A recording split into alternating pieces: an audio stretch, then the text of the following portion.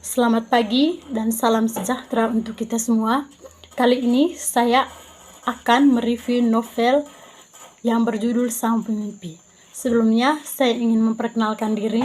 Nama saya Maria Kurniati Mulia, kelas 2019C, Prodi Pendidikan Bahasa dan Sastra Indonesia. Pada kali ini saya akan mereview novel untuk memenuhi UTS mata kuliah mengelola blog. Oke. Novel ini secara sederhana mengisahkan tentang petualangan masa remaja Ikal dan dua orang sahabatnya, Arai juga Jimron. Sebagai novel lanjutan dari kisah pendahulunya yakni Laskar Pelangi, letak perbedaannya ada pada fokus ceritanya.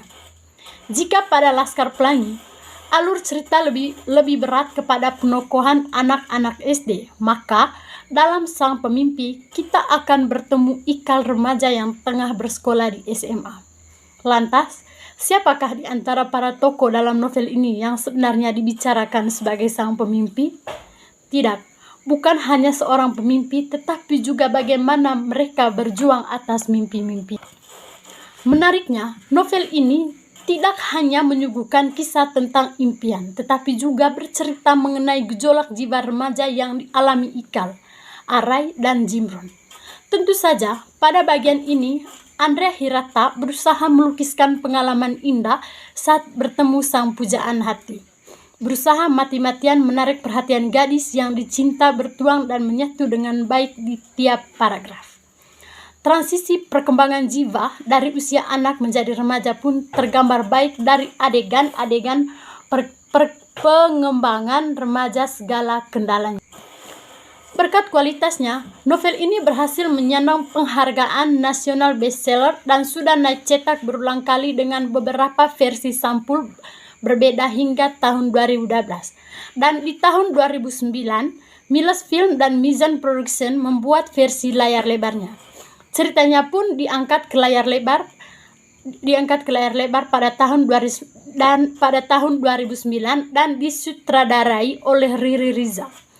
Demi menjaga keaslian tokoh utama dalam novel, casting pun dilakukan untuk menemukan pemuda Melayu asli Belitung yang sesuai dan mampu berakting sebagai Ikal, Arai, dan Jimron versi remaja. Sedangkan versi dewasa, Ikal diperankan oleh Lukman Sardi dan Arai oleh Ariel Noah. Sang Pemimpi pun sukses menjadi film Indonesia terlaris kedua pada tahun 2009. Namun, alur cerita yang dipersembahkan di film nampaknya sedikit berbeda dengan apa yang dipaparkan pada novel aslinya. Jika dalam film kita menemukan Ikal dewasa yang baru saja selesai kuliah, menceritakan kembali masa lalu remajanya, maka dalam novel sejak awal bab kita mendengarkan Ikal bercerita tentang dirinya dan orang-orang di sekitarnya sejak sekolah SMA hingga merantau ke Pulau Seberang. Hal ini membuat perubahan pada penceritaan sudut pandang aku yang kadang pun menjadi kami mampu diolah oleh penulis sebagai sedemikian indahnya sehingga para penikmatnya akan melihat keseluruhan cerita sebagai sudut pandang orang ketiga. Baik, mungkin itu saja yang bisa saya review dari novel Laskar Pelangi. Terima kasih.